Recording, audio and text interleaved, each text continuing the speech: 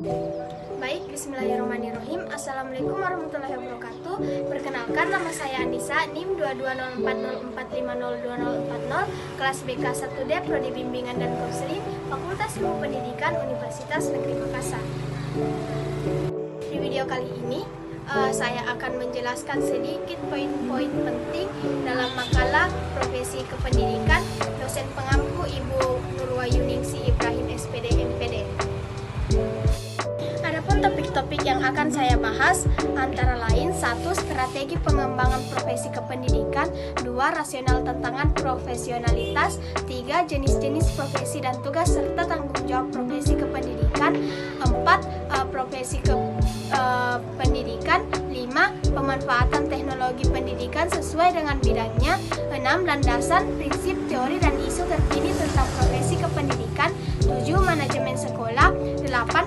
Supervisi kependidikan, 9. Organisasi kependidikan, 10. Bimbingan dan konseling, 11. Layanan khusus peserta didik, dan terakhir pendidikan non-formal. Baik, langsung saja di materi pertama, bab 1, strategi pengembangan profesi kependidikan.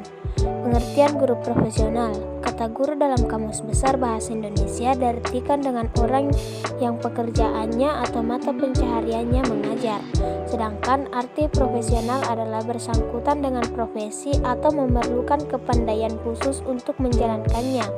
Guru profesional adalah seorang yang memiliki keahlian atau kemampuan dalam membimbing dan membina peserta didik, baik dari segi intelektual, spiritual, maupun emosional. Cara mengembangkan guru sebagai suatu profesi. Guru adalah elemen penting dalam pendidikan yang sukses. Oleh karena itu, untuk menjadi seorang guru harus memenuhi syarat-syarat yang harus dimiliki seorang guru. Guru yang cerdas harus tahu bagaimana meningkatkan profesionalisme guru. Cara meningkatkan profesionalisme guru dapat dilakukan dengan berbagai cara. Berikut adalah 6 cara untuk meningkatkan profesionalisme guru. 1. Melanjutkan pendidikan ke jenjang yang lebih tinggi. 2. Aktif mengikuti kegiatan KKG dan komunitas guru. 3. Mengikuti pelatihan yang mendukung kualitas pembelajaran. 4. Suka membaca buku. 5. Peer observation dan evaluation. 6. Membuka karya tulis. Tujuan dan fungsi pengembangan guru profesional. 1. Tujuan pengembangan profesional guru. Tujuan pengembangan profesional guru dimaksudkan untuk memenuhi 3 kebutuhan. 1. Kebutuhan sosial untuk meningkatkan kemampuan sistem pendidikan yang efisien dan manusiawi, serta melakukan adaptasi untuk penyusunan kebutuhan sosial. 2. Kebutuhan untuk menemukan cara-cara untuk membantu staf pendidikan dalam rangka mengembangkan pribadinya secara luas. 3. Kebutuhan untuk mengembangkan dan mendorong keinginan guru untuk menikmati dan mendorong kehidupan pribadinya. Fungsi pengembangan profesional guru. Bruce Joyce 1990 menulis bahwa program komprehensif pengembangan profesional hendaknya melalui 3 fungsi berikut ini. 1. Sebagai acuan sistem untuk melaksanakan kegiatan pelatihan dalam jabatan yang cocok bagi guru. 2. Sebagai bekal bagi sekolah untuk meningkatkan kualitas program-programnya. 3. Menciptakan suasana atau kondisi yang memungkinkan guru untuk sebisa mungkin mengembangkan potensinya secara optimal. Adapun strategi pengembangan profesi guru. Menurut Kamus Umum Bahasa Indonesia, strategi ialah siasat untuk mencapai sesuatu maksud atau tujuan. Dalam mengembangkan profesi guru dapat dilakukan melalui berbagai strategi, baik dalam bentuk pendidikan dan pelatihan atau diklat maupun bukan diklat. Danim 2011 antara lain: 1. Pendidikan dan pelatihan, in-house training, program magang, kemitraan sekolah, belajar jarak jauh, pelatihan berjenjang dan khusus, kursus singkat di perguruan tinggi atau lembaga pendidikan lainnya, pembinaan internal oleh sekolah, pendidikan lanjut. 2. Non-pendidikan dan pelatihan, diskusi masalah pendidikan, seminar, workshop, penelitian, penulis buku atau bahan ajar, pembuatan media pembelajaran, pembuatan karya teknologi atau karya seni. Selanjutnya, bab 2, rasional tantangan profesionalitas. Rasionalitas. Keberhasilan program pendidikan nasional akan sangat ditunjang dengan berbagai sumber daya yang memiliki daya saing global dalam rangka menghadapi tantangan-tantangan di masa depan sebagai akibat terjadinya globalisasi dari berbagai aspek kehidupan, khususnya dalam dunia pendidikan.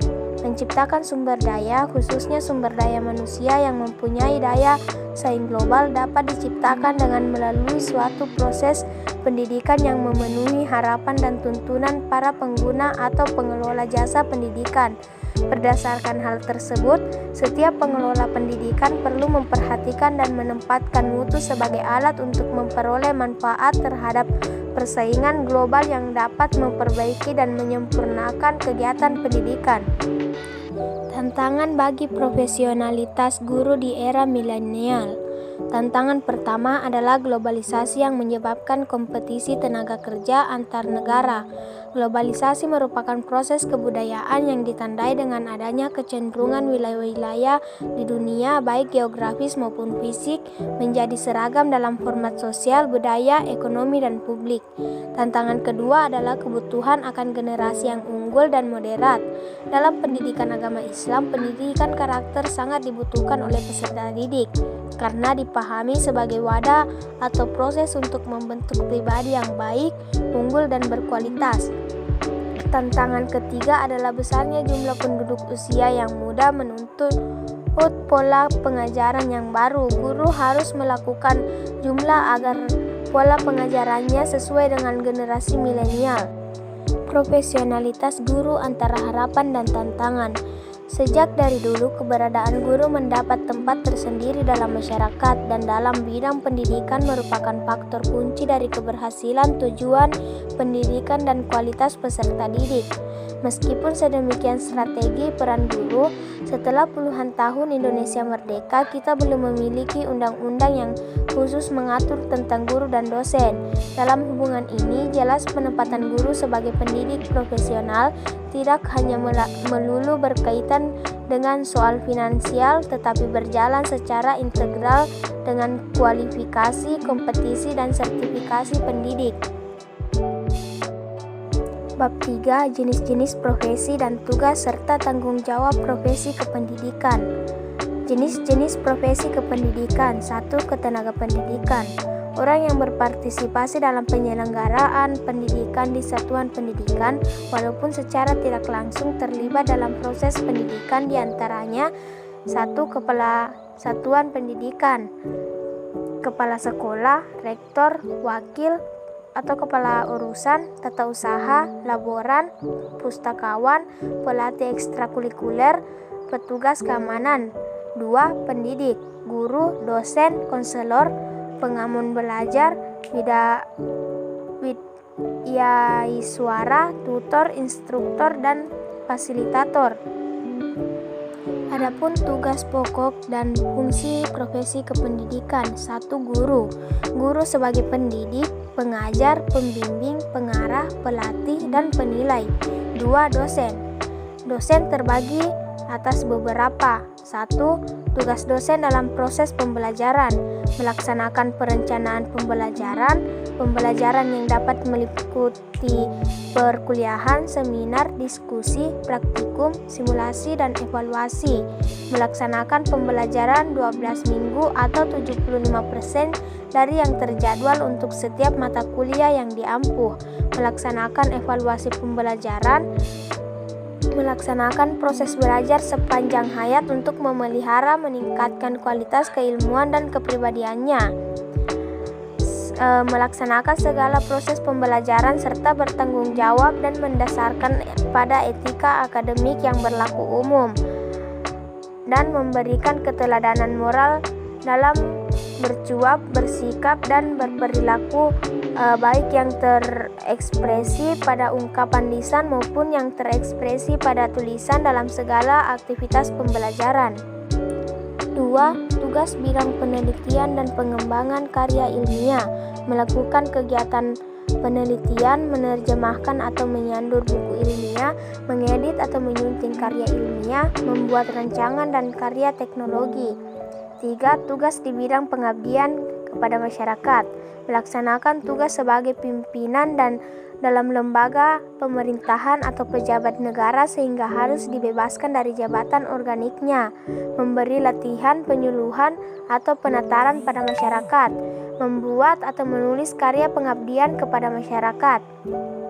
4. Tugas di bidang penunjang Tridharma perguruan tinggi, menjadi anggota dalam satu panitia atau badan pada perguruan tinggi, menjadi anggota organisasi profesi, mewakili perguruan tinggi atau lembaga pemerintah, duduk dalam panitia antar lembaga, menjadi anggota delegasi nasional ke pertemuan internasional, menulis buku pelajaran STLA ke bawah, mempunyai prestasi di bidang olahraga atau kesenian sosial. Yang ketiga, konselor. Tugas guru bimbingan dan konseling atau konselor yaitu membantu peserta didik dalam pengembangan kehidupan pribadi, kehidupan sosial, kemampuan belajar, dan pengembangan karir. 4. Pamong atau pamong belajar. Tugas pokok pamong belajar melaksanakan pengembangan model program pendidikan luar sekolah, pemuda, dan olahraga, melaksanakan kegiatan belajar mengajar dalam rangka pengembangan model dan pembuatan percontohan program Plospor, melaksanakan penilaian dalam rangka pengendalian mutu dan dampak melaksanakan program Plospor. 5. Widyaswara, mendidik, mengajar, atau melatih PNS pada unit pendidikan dan pelatihan instansi masing-masing, melakukan analisis kebutuhan diklat, menyusun kurikulum diklat, menyusun bahan diklat, memberikan bimbingan dan konsultasi, dan melakukan evaluasi hasil belajar. 6. Tutor. Tutor berfungsi untuk membangkitkan minat siswa terhadap materi yang sedang dibahas, menguji pemahaman siswa terhadap materi pelajaran, memancing siswa agar berpartisipasi aktif dalam kegiatan tutorial, menuntun siswa untuk menjawab permasalahan yang sedang dihadapi. 7. Fasilitator. Tugas fasilitator dalam sebuah proses pembelajaran orang dewasa, hakikatnya mengantarkan peserta didik untuk menemukan sendiri atau materi pelajaran yang ditawarkan atau yang disediakan melalui penemuannya sendiri. Adapun tanggung jawab profesi kependidikan: 1. Bertanggung jawab sebagai pengajar, 2. Bertanggung jawab sebagai pembimbing, 3. Bertanggung jawab sebagai administrator kelas, 4. Bertanggung jawab sebagai pengembang kurikulum, 5. Bertanggung jawab untuk mengembangkan profesi. Bab 4. Etika profesi kependidikan. Pengertian etika profesi kependidikan. Secara etimologis, kata etika berasal dari bahasa Yunani, ethos yang artinya adat, kebiasaan, atau watak, kesulitan, atau kostum. Etika berkaitan erat dengan moral, istilah bahasa Latin yaitu mos atau dalam bentuk jamaknya mores, yang artinya adat, kebiasaan, atau cara hidup seseorang dengan hal-hal yang baik dan menghindari perbuatan yang buruk. Profesi adalah pekerjaan yang dilakukan sebagai kegiatan pokok untuk menghasilkan nafkah hidup dan mengandalkan suatu keahlian atau jabatan yang memiliki fungsi dan signifikan sosial yang menentukan keterampilan dengan keahlian tertentu, memerlukan pendidikan tingkat tinggi dengan waktu yang lama. Pendidikan adalah usaha sadar dan terencana untuk mewujudkan suasana belajar dan proses pembelajaran agar peserta didik secara aktif mengembangkan potensi dirinya untuk memiliki kekuatan spiritual, keagamaan, pengendalian diri, kepribadian, kecerdasan, akhlak mulia, serta keterampilan yang diperlukan dirinya dan masyarakat. Bentuk etika profesi kependidikan: 1. Etika secara umum, 2. Etika secara khusus, 3. Etika profesi kependidikan. Pengembangan etika profesi kependidikan: 1. Pengembangan sikap selama pendidikan penjabatan. Dalam pendidikan penjabatan, calon guru dididik dalam berbagai pengetahuan, sikap, dan keterampilan yang diperlukan dalam pekerjaannya nanti. Karena tugasnya yang bersifat unik, guru selalu menjadi panutan bagi siswanya dan bahkan bagi masyarakat sekelilingnya. 2. Pengembangan sikap selama dalam jabatan. Pengembangan sikap profesional tidak berhenti apabila calon guru selesai mendapatkan pendidikan penjabatan. Banyak usaha yang dapat dilakukan dalam rangka peningkatan sikap profesional keguruan dalam masa pengabdiannya sebagai guru. Bab 5. Pemanfaatan teknologi pendidikan sesuai dengan bidangnya. Pengertian teknologi pendidikan. Istilah teknologi berasal dari bahasa Yunani yaitu teknologia, yang menurut Webster Dictionary berarti sistematis, treatment atau penanganan sesuatu secara sistematis. Sedangkan tekne sebagai dasar kata teknologi berarti art, skill, science atau keahlian dan keterampilan ilmu. Jadi, teknologi pendidikan dapat diartikan sebagai penanganan atau pelaksanaan pendidikan secara sistematis. Terdapat 3 prinsip dasar dalam teknologi pendidikan yang dapat dijadikan sebagai acuan dalam pengembangan dan pemanfaatannya, yaitu 1. Pendekatan sistem, 2. Berorientasi pada peserta didik, 3. Pemanfaatan sumber belajar. Macam-macam teknologi pendidikan. Ada 5 macam teknologi pendidikan yang dapat menciptakan sistem pendidikan yang lebih baik, yaitu 1. Teknologi yang pertama, sistem berpikir. Teknologi yang kedua, desain sistem. Teknologi yang ketiga, mutu atau kualitas pengetahuan. Teknologi keempat, manajemen perubahan. Teknologi yang kelima, teknologi pembelajaran. Peran dan fungsi teknologi pendidikan. Peran dan fungsi teknologi pendidikan adalah sebagai berikut. Teknologi pendidikan sebagai peralatan untuk mendukung konstruksi pengetahuan. Teknologi pendidikan sebagai sarana informasi untuk menyelidiki pengetahuan yang mendukung pelajar. Teknologi pendidikan sebagai media sosial untuk mendukung pembelajaran dengan berbicara. Teknologi pendidikan sebagai mitra intelektual untuk mendukung pelajar. Teknologi pendidikan dapat meningkatkan efektivitas dan efisiensi proses belajar mengajar. Teknologi pendidikan dapat mempermudah mencapai tujuan pendidikan. Dampak positif dan dampak negatif. Dampak positif, pengembangan dan penerapan teknologi informasi juga bermanfaat untuk pendidikan. Contohnya, munculnya media massa, khususnya media elektronik sebagai sumber ilmu dan pusat pendidikan seperti jaringan internet, lab komputer, sekolah, dan lain-lain. Munculnya metode-metode pembelajaran yang baru yang memudahkan siswa dan guru dalam proses pembelajaran. Sistem pembelajaran tidak harus melalui tatap muka. Adanya sistem pengolahan data hasil penilaian yang menggunakan pemanfaatan teknologi, pemenuhan kebutuhan dan akan fasilitas pendidikan dapat memenuhi dengan cepat. Dampak negatif. Teknologi pendidikan selain berpengaruh positif, tetapi ada pula pengaruh negatifnya. Ada beberapa dampak atau pengaruh negatif diantaranya yaitu seringnya mengakses internet. Dikhawatirkan siswa atau mahasiswa bukannya benar-benar memanfaatkan teknologi informasi dengan optimal, tetapi malah mengakses hal-hal yang tidak baik. Peserta didik bisa terkena information overload. Pelajar atau juga mahasiswa menjadi pecandu dari keberadaan dunia maya secara berlebihan. Tindakan kriminal. Bab 6. Landasan prinsip, teori, dan isu terkini tentang profesi kependidikan. Landasan profesi pendidikan. 1. Landasan hukum. Menurut Undang-Undang Nomor 14 Tahun 2005 tentang guru dan dosen, guru adalah tenaga pendidik profesional dengan tugas utama mendidik, mengajar, membimbing, mengarahkan, melatih, menilai, dan mengevaluasi peserta didik pada pendidikan anak usia dini, jalur pendidikan formal, pendidikan dasar, dan pendidikan menengah. Menurut Undang-Undang Sistem Pendidikan Nasional, pendidik merupakan tenaga profesional yang bertugas merencanakan dan melaksanakan proses pembelajaran, menilai hasil pembelajaran, melakukan pembimbingan dan pelatihan, serta melakukan penelitian dan pengabdian kepada masyarakat, terutama bagi pendidik dan perguruan tinggi. Pendidik yang mengajar pada satuan pendidikan dasar dan menengah disebut guru, dan pendidik yang mengajar pada satuan perguruan tinggi disebut dosen. Pasal 39 ayat 2 dan 3 nomor 20 tahun 2003. 2. Landasan filsafat.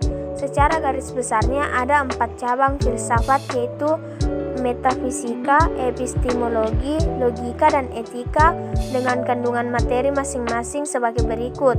1. Metafisika ialah filsafat yang meninjau tentang hakikat segala sesuatu yang terdapat di alam ini. Epistemologi ialah filsafat yang membahas tentang pengetahuan dan kebenaran. 3. Landasan psikologi. Kelompok pertama yang bersumber pada peninjauan individu dalam statusnya sebagai anak didik, yaitu anak didik dalam situasi pendidikan. Kelompok kedua bersumber pada peninjauan individu dalam proses pendidikan. Kelompok ketiga makin kuatnya pandangan long education dan pentingnya non-formal education semakin mendesak untuk mendapat penyorotan. 4. Landasan sosial budaya. Unsur sosial ini merupakan aspek individu secara alami, artinya aspek ini telah ada sejak manusia dilahirkan. Karena itu, aspek sosial melekat pada diri individu yang perlu dikembangkan dalam perjalanan hidup serta didik agar menjadi matang. Aspek budaya juga berperan sama halnya dengan aspek sosial dalam proses pendidikan. Prinsip profesi kependidikan. Menurut Undang-Undang Pasal 7 Nomor 14 Tahun 2005 tentang guru dan dosen, prinsip-prinsip profesi guru adalah memiliki bakat, minat, panggilan jiwa, dan idealisme, memiliki komitmen untuk meningkatkan mutu pendidikan, keimanan, ketakwaan, dan akhlak mulia, memiliki kualifikasi akademik dan latar belakang pendidikan sesuai dengan bidang tugas, memiliki kompetensi yang diperlukan sesuai bidang tugas, memiliki tanggung jawab atas pelaksanaan tugas keprofesionalan, memiliki kesempatan mengembangkan keprofesionalan secara berkelanjutan dengan belajar sepanjang hayat. Menurut Prof. Dr. Haji Husna Asmara dalam bukunya Profesi Kependidikan mengatakan ada 3 prinsip dalam profesi kependidikan, yaitu prinsip tutur handayani, prinsip belajar sepanjang hayat, dan prinsip kemandirian dalam belajar. Teori terkait profesi kependidikan. Secara garis besar, teori pendidikan dilatar belakangi oleh aliran empirisme, nativisme, dan konvergensi. Aliran empirisme menjelaskan bahwa pembentukan dan pengembangan manusia dalam menerima informasi dan pendidikan ditentukan oleh faktor lingkungan. Aliran nativisme berpendapat bahwa perkembangan kepribadian setiap individu hanya ditentukan oleh bawaan atau kemampuan dasar, bakat, serta faktor dalam bersifat koderati. Faktor lingkungan dan pengalaman indrawati tidak berpengaruh sama sekali. Aliran konvergensi. Teori konvergensi merupakan teori perpaduan di mana menjelaskan bahwa perkembangan manusia dipengaruhi oleh faktor bakat atau kemampuan dasar dan alam sekitar. Isu terkini mengenai profesi kependidikan. 1. Pasca digulirkannya sertifikasi, kesejahteraan guru mengalami peningkatan. 2. Kesejahteraan adalah hak siapapun termasuk para guru. 3. Peningkatan kesejahteraan biasanya diikuti dengan perubahan gaya hidup. 4. Kurangnya komunikasi yang kurang terjalin dengan baik antara orang tua dan guru menimbulkan potensi kesalahpahaman antara keduanya. 5. Ketika ada dugaan khusus kekerasan terhadap siswa di sekolah, maka orang tua bukannya mengklarifikasi dengan baik-baik kepada kepala sekolah, tapi justru malah melaporkan guru ke aparat kepolisian. Dan keenam, dalam menjalankan tugasnya pun guru harus memiliki paradigma baru, menyesuaikan dengan tuntunan zaman. Pengertian manajemen sekolah. Manajemen dalam arti luas adalah perencanaan, pelaksanaan, dan pengawasan sumber daya organisasi untuk mencapai tujuan secara efektif dan efisien. Sedangkan manajemen dalam arti sempit adalah manajemen sekolah atau madrasah. Manajemen sekolah mengandung arti optimalisasi sumber daya atau pengolahan dan pengendalian.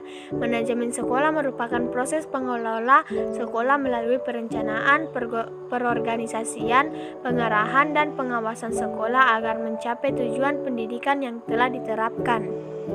Konsep manajemen sekolah. Konsep dari manajemen sekolah terbagi menjadi dua aspek, yaitu manajemen eksternal dan manajemen internal. Manajemen eksternal meliputi hubungan pihak luar sekolah, diantaranya seperti masyarakat, dinas pendidikan, dewan pendidikan, hingga komite sekolah.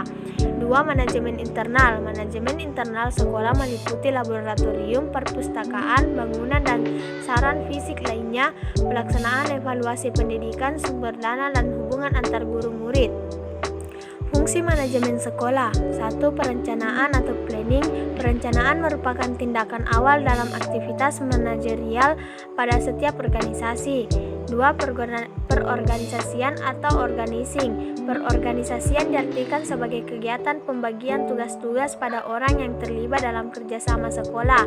3. Pengawasan. Pengawasan diartikan sebagai salah satu kegiatan mengetahui relasi perilaku personal sekolah dan apakah tingkat pencapaian tujuan pendidikan sesuai dengan tujuan yang dikehendaki. Kemudian hasil pengawasan dipergunakan untuk perbaikan kinerja sekolah. 4. Penilaian.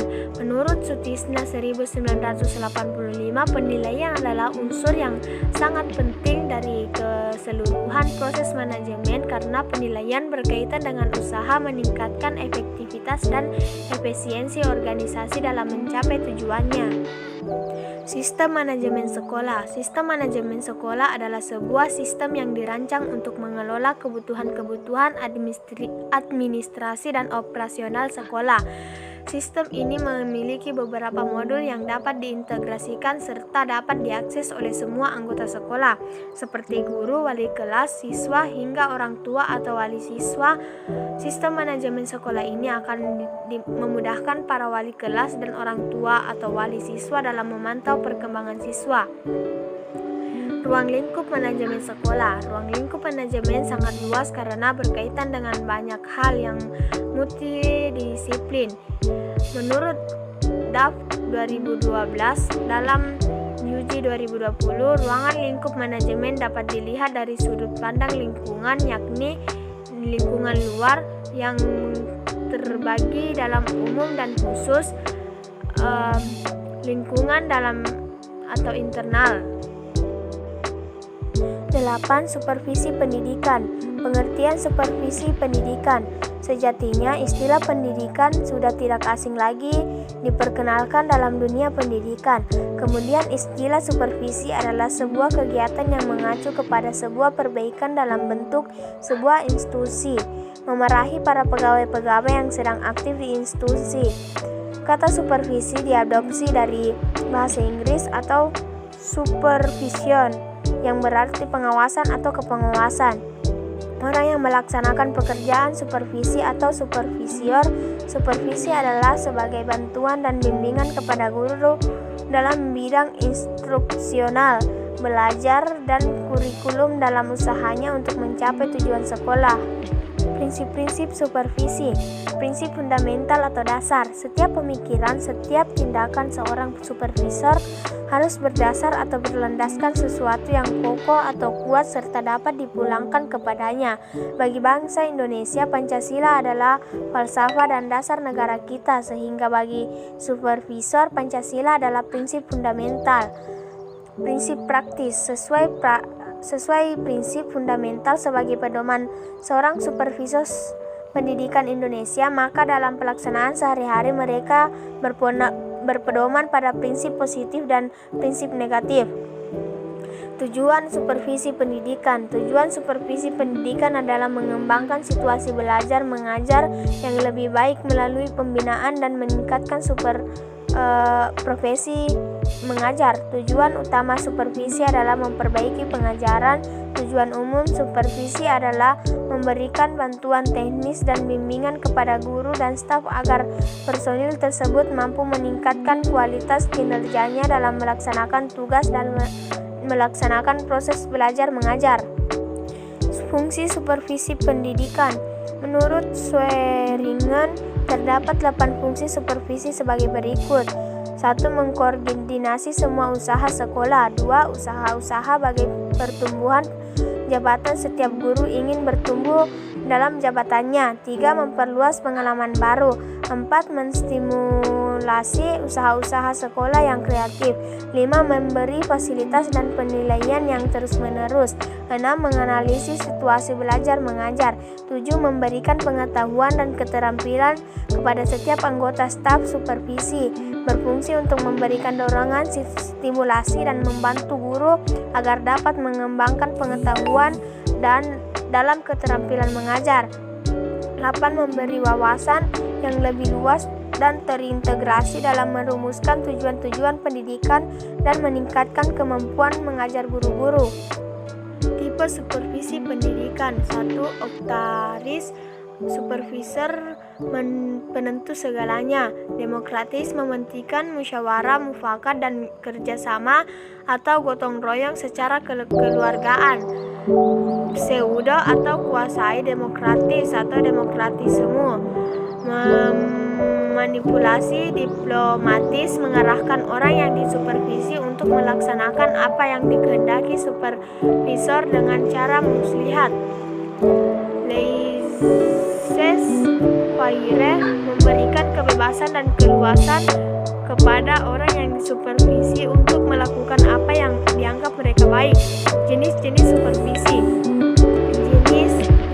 Jenis supervisi ada 2 macam, yaitu supervisi umum dan supervisi pengajaran.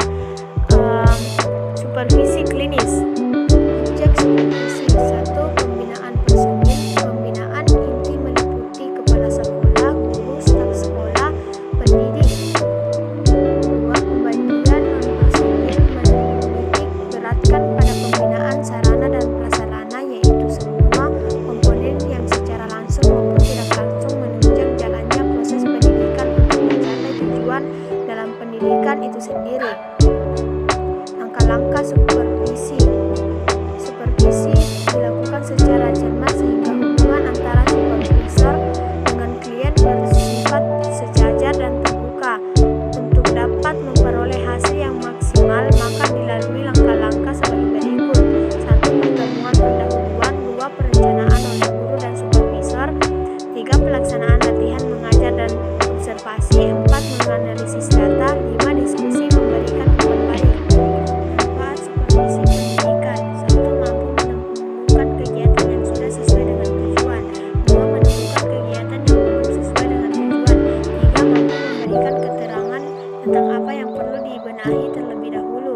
4. Mampu mengetahui petugas-petugas seperti guru-guru, kepala sekolah, pengawal tata usaha, dan penjaga sekolah yang perlu ditata.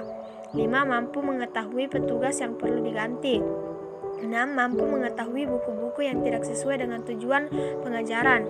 7. Mampu mengetahui kelemahan kurikulum. 8. Mampu meningkatkan mutu proses belajar mengajar. Dan 9. Mampu mempertahankan sesuatu yang sudah baik. Bab 9. Organisasi kependidikan. Pengertian organisasi profesi. Organisasi adalah suatu perserikatan manusia dari 2 orang ataupun lebih yang di dalamnya terdapat struktur serta ketentuan dan sistem kegiatan kerja dalam menggapai tujuan bersama. Organisasi profesi yaitu suatu organisasi yang didirikan dari 2 orang ataupun lebih yang mempunyai profesi yang sama dalam menggapai tujuan bersama. Sebaliknya, Merton mendefinisikan kalau organisasi profesi merupakan organisasi dari praktisi yang memperhitungkan atau memikirkan seorang ataupun yang lain memiliki kompetensi profesional serta memiliki jalinan bersama dalam menyelenggarakan guna fungsi sosial terkait yang mana tidak dapat dilakukan secara terpisah selaku seorang individu. Tujuan organisasi dan manfaat profesi kependidikan. Tujuan organisasi profesi kependidikan antara lain untuk meningkatkan dan mengembangkan pekerjaan anggotanya. Hal tersebut merupakan sebuah upaya yang dilakukan organisasi dalam bidang mengembangkan pekerjaan anggota tersebut sesuai dengan bidangnya untuk meningkatkan dan mengembangkan kemampuan anggotanya. Hal itu merupakan sebuah upaya terwujudnya kompetensi yang ahli dan handal dalam bidangnya untuk mementingkan dan mengembangkan kewenangan profesional anggota. Hal ini merupakan sebuah upaya untuk para anggota agar mempunyai profesional sesuai dengan kemampuan dan profesinya untuk meningkatkan dan mengembangkan serta melindungi martabat anggotanya agar terhindar dari perlakuan yang semena-mena atau tidak manusiawi. Meningkatkan dan mengembangkan kesejahteraan anggotanya, baik itu kesejahteraan batin maupun lahir. Fungsi organisasi profesi kependidikan. Dalam suatu profesi kependidikan mempunyai fungsi. Fungsi itu diantaranya pertama sebagai wadah untuk mengasah kompetensi para profesi kependidikan dalam menghadapi tuntunan teknologi dan informasi yang berkembang semakin pesat. Kedua, sebagai media untuk saling bertukar pengalaman, wawasan mengenai dunia pendidikan. Ketiga, sebagai pemersatu dan meningkatkan kemampuan profesional suatu profesi. Peran organisasi profesi kependidikan. Peran organisasi profesi kependidikan selain melindungi kepentingan para anggotanya, organisasi profesi kependidikan juga mempunyai peran berupa dalam meningkatkan dan mengembangkan pekerjaan anggotanya, kemampuan, kewenangan profesional, martabat dan kesejahteraan para anggotanya. Selain itu, organisasi kependidikan juga menjadi suatu wadah yang mengembangkan kemampuan diri dalam berorganisasi serta menjadi wadah dalam menyelesaikan suatu masalah pendidikan dan memiliki peran dalam peningkatan kualitas dasar. Bab 10. Bimbingan dan konseling. Pengertian bimbingan dan konseling. Bimbingan adalah suatu bantuan atau pertolongan yang diberikan oleh seorang yang memiliki kemampuan kepada setiap individu untuk mengembangkan dirinya dalam mencapai kebahagiaan.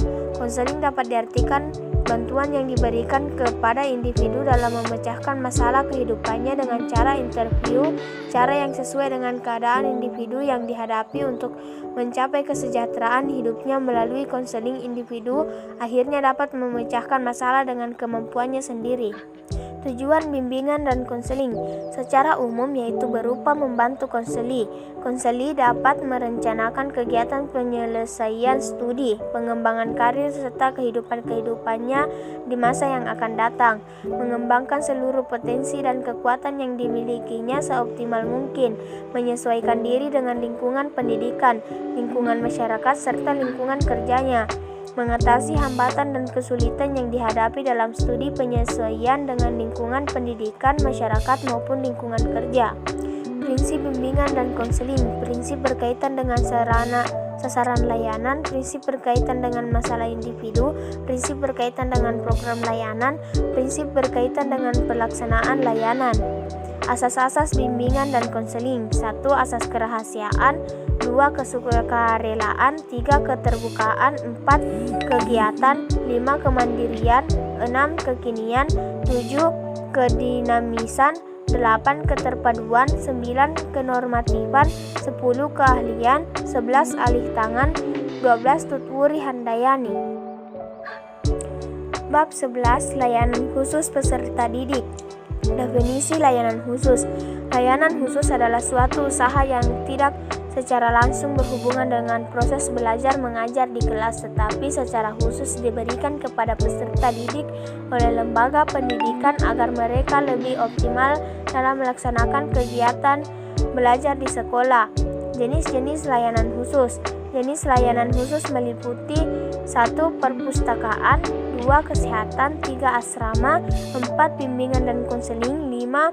Kafetaria peserta didik, 6. Laboratorium, 7. Koperasi, 8. Layanan keamanan. Prinsip-prinsip layanan khusus. 1. Prinsip yang berhubungan dengan siswa yang dibimbing. Pelayanan bimbingan harus diberikan kepada seluruh peserta didik. Harus ada kriteria untuk mengatur prioritas layanan bimbingan kepada siswa. Program bimbingan harus diputuskan kepada siswa. Pelayanan bimbingan dapat memenuhi kebutuhan-kebutuhan individu yang bersangkutan. Keputusan terakhir dalam proses bimbingan ditentukan oleh individu yang dibimbing. Individu yang mendapat bimbingan harus dapat berangsur-angsur dapat membimbing dirinya sendiri. 2. Prinsip-prinsip yang berhubungan dengan pembimbing. Petugas-petugas bimbingan harus melakukan tugasnya sesuai dengan kemampuan dan kewajiban masing-masing. Petugas-petugas bimbingan di sekolah dipilih atas dasar kualifikasi kepribadian, pendidikan, pengalaman, dan kemampuan. Petugas bimbingan harus mendapat kesempatan untuk memperkembangkan diri serta keahliannya melalui berbagai latihan. Petugas bimbingan harus menghormati dan menjaga kerahasiaan informasi tentang individu yang dibimbing. Petugas bimbingan hendaknya memperhatikan dan mempergunakan hasil penelitian dalam bidang minat, kemampuan, dan hasil belajar individu untuk kepentingan perkembangan kurikulum sekolah. Maksud dan tujuan layanan khusus. Kusmintarjo 1992, pelayanan khusus atau pelayanan bantuan diselenggarakan di sekolah dengan maksud untuk memperlancar pelaksanaan pengajaran dalam rangka pencapaian tujuan pendidikan di sekolah. Pada hakikatnya, untuk mempermudah penyelenggaraan kegiatan layanan khusus, kepala sekolah dituntut memiliki kemampuan penerapan pendekatan psikologis dalam mengadministrasikan personal.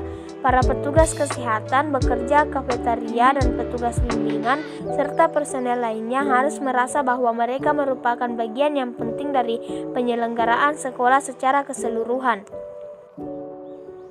Bab 12. Pendidikan nonformal. Pengertian pendidikan nonformal. Pendidikan nonformal adalah jalur pendidikan di luar pendidikan formal yang dapat dilaksanakan secara terstruktur dan berjenjang. Hasil pendidikan nonformal dapat dihargai setara dengan hasil program pendidikan formal setelah melalui proses penilaian penyetaraan oleh lembaga yang ditunjuk oleh pemerintah atau pemerintah daerah dengan mengacu pada standar nasional pendidikan. Tujuan pendidikan nonformal. Ada tujuan-tujuan pendidikan nonformal yang berfokus pada pemenuhan kebutuhan belajar tingkat dasar atau basic education, semacam pendidikan keaksaraan, pengetahuan alam, keterampilan vokasional, pengetahuan gizi dan kesehatan, sikap sosial berkeluarga dan hidup bermasyarakat, pengetahuan umum dan kewarganegaraan, serta citra diri dan nilai hidup.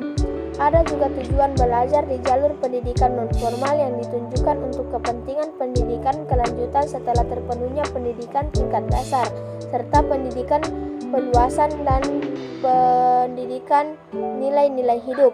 Sasaran dan karakteristik pendidikan nonformal. 1. Sasaran pelayanan. Usia prasekolah 0-6 tahun, usia pendidikan dasar 7-12 tahun, usia pendidikan menengah 13-18 tahun, usia pendidikan tinggi 19-24 tahun. 2. Berdasarkan lingkungan sosial budaya. Masyarakat pedesaan, masyarakat perkotaan, masyarakat terpencil. 3. Berdasarkan sistem pengajaran dalam proses penyelenggaraan dan pelaksanaan program pendidikan nonformal meliputi kelompok, organisasi dan lembaga, mekanisme sosial budaya seperti perlombaan dan pertandingan, kesenian tradisional seperti wayang, ludruk, ataupun teknologi modern seperti televisi, radio, film, dan sebagainya. Prasarana dan sarana seperti balai desa, masjid, gereja, sekolah, dan alat-alat perlengkapan kerja. Jenis dan isi pendidikan nonformal. 1. Jenis pendidikan nonformal berdasarkan fungsinya adalah pendidikan keaksaraan, pendidikan vokasional, pendidikan kader, pendidikan umum dan penyuluhan, pendidikan penyegaran jiwa raga. 2. Isi program pendidikan nonformal yang berkaitan dengan mempentingkan mutu kehidupan seperti pengembangan nilai-nilai estetis, religi, estetis sosial dan budaya, pengembangan wawasan dan tata cara berpikir, peningkatan kesehatan pribadi, keluarga, dan lingkungan, peningkatan dan pengembangan pengetahuan di dalam arti luas sosial, ekonomi, politik, ilmu keilmu-kelamaan, bahasa, sejarah, dan sebagainya. Apresiasi seni budaya, sastra, teater, lukis, tari, pahat, dan lain sebagainya. Peran pendidikan nonformal. Masalah pendidikan dalam pendidikan sekolah menyebabkan pendidikan nonformal mengambil peran untuk membantu sekolah dan masyarakat dalam mengurangi masalah tersebut. Sujana mengemukakan peran pendidikan nonformal adalah sebagai pelengkap, penambah, dan pengganti dengan penjabaran sebagai berikut. Sebagai pelengkap pendidikan sekolah, pendidikan nonformal berfungsi untuk melengkapi kemampuan peserta didik dengan jalan memberikan pengalaman belajar yang tidak diperoleh dalam pendidikan sekolah. Sebagai penambah pendidikan sekolah, pendidikan nonformal sebagai penambah pendidikan sekolah bertujuan untuk menyediakan kesempatan belajar kepada peserta didik, alumni, dan mereka yang putus sekolah. Sebagai pengganti pendidikan sekolah, pendidikan nonformal sebagai pengganti pendidikan sekolah menyediakan kesempatan belajar bagi anak-anak atau orang dewasa yang karena berbagai alasan tidak memperoleh kesempatan untuk memasuki satuan pendidikan sekolah. Baik, itulah paparan dari saya. Jika ada kesalahan itu datangnya dari saya, dan jika ada kebenaran itu datangnya dari Allah.